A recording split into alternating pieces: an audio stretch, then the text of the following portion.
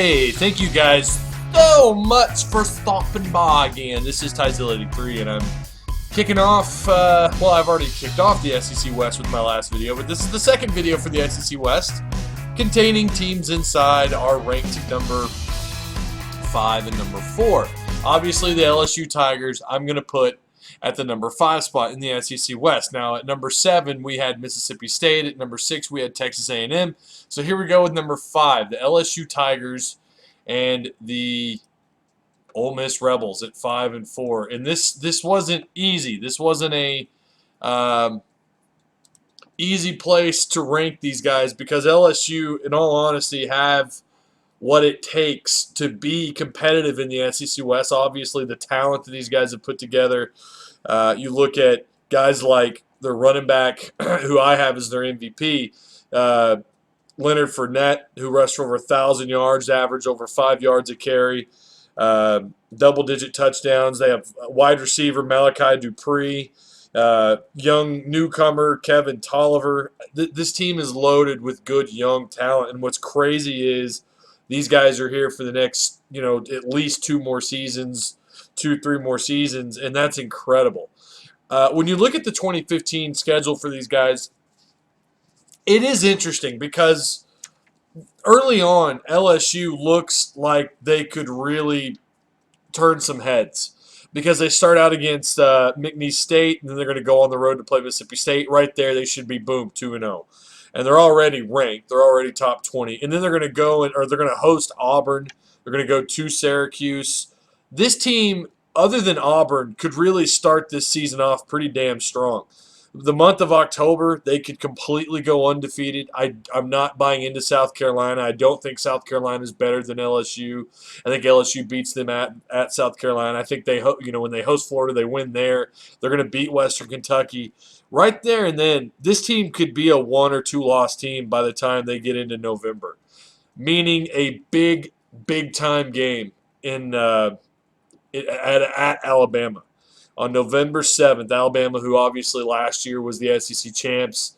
These guys, and I've got some footage here actually that I'm showing you. I know LSU fans hate to see this, but I thought this was LSU's best game a year ago, taking the Alabama Crimson Tide, the best team in the SEC, to overtime.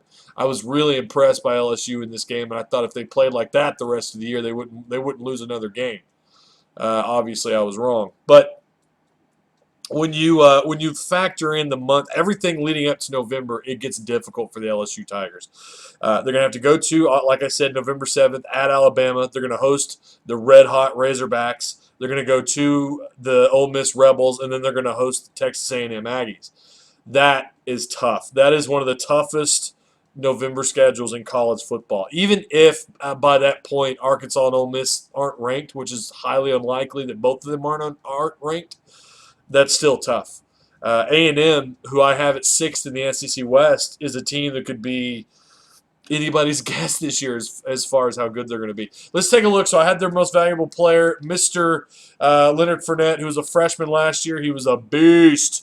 Fournette, 5'10", 100. I've been told he's tacked on a little bit of weight, but he's 5'10", 185. He was out of New Orleans. Big-time get for them. Let's look at their recruits really quick before we close out LSU. Their number 1 player was, of course, Kevin Tolliver the second. Tolliver, who was a 5-star, 6'2", 182, an Under Armour All-American. Their second best player was Tyrone Johnson, a wide receiver, 6'1", 195. He also was an Under Armour All-American from New Orleans.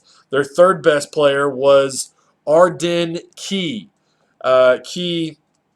Another defensive end, actually, strong side defense or weak side defensive end, 6'5", 235-pounder, looks to come in and probably will get redshirted. The factor is these guys don't have a quarterback. They do not have a quarterback. I haven't bought into Jennings. It's a problem. It's why I put them at 5th. Last year they finished with 8 wins. I'm keeping them I'm going to keep them right at about 7 and 9 wins for the 2015 season.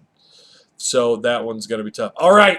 Ole Miss Rebels. I've got you at number 4. A lot of people said, wait a minute, hold up. Ole Miss number 4. Okay. I think 4 is fair for Ole Miss because there's so many questions with this team. Starting at quarterback, who is it? Last I heard, Ryan Buchanan had the starting job, the sophomore, but then Chad Kelly, who's a junior college transfer, the nephew of former great, one of my favorite quarterbacks when I was a kid, Jim Kelly, who recently beat cancer. Congratulations to him. God bless him. I hope it stays in remission the rest of his life. But his nephew, Chad Kelly, who's already made some waves, a lot of Ole Miss fans, from what I have read a little while back, right before fall camp, said he'll probably come in and take the job. Then I read a week into their camp that he was looking really good, and then I saw someone tweet out something like, "Oh yeah, Chad Kelly's in a whole nother,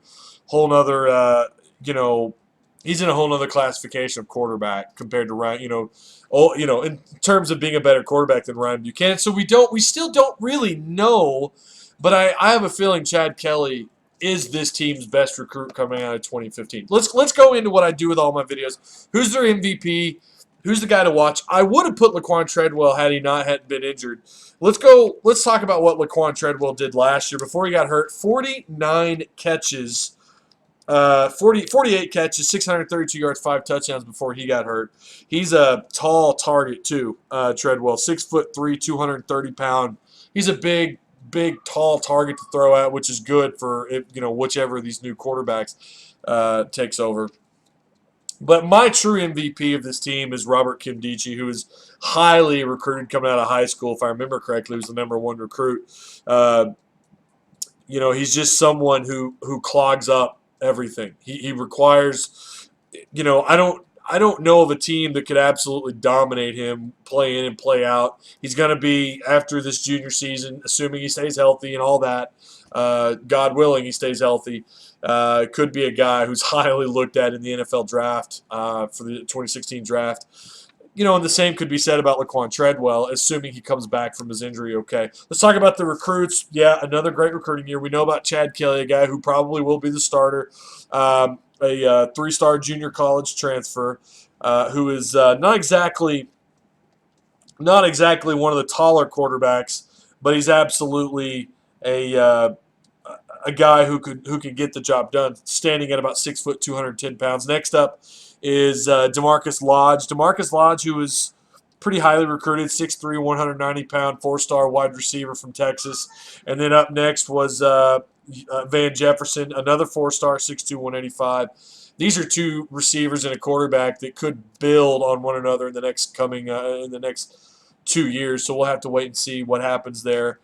The future at quarterback for Ole Miss is in question, and to me, that's where it starts. Does this team get over the hump with the quarterback? We know who the previous guy was and the problems he had turning the ball over. Last year, these guys won 9 games in the regular season. They went 9-4, 5-3 in the SEC. I've got them at between 9 and 11 wins this season for the Ole Miss Rebels. We'll just have to wait and see. So thank you guys so much. If you would be so kind, please, if you have any questions or comments, please comment down below. If you like the video, please like the video. And if you're not a subscriber, hit that subscribe button. You guys try like hell to be kind to one another. Until next time, peace.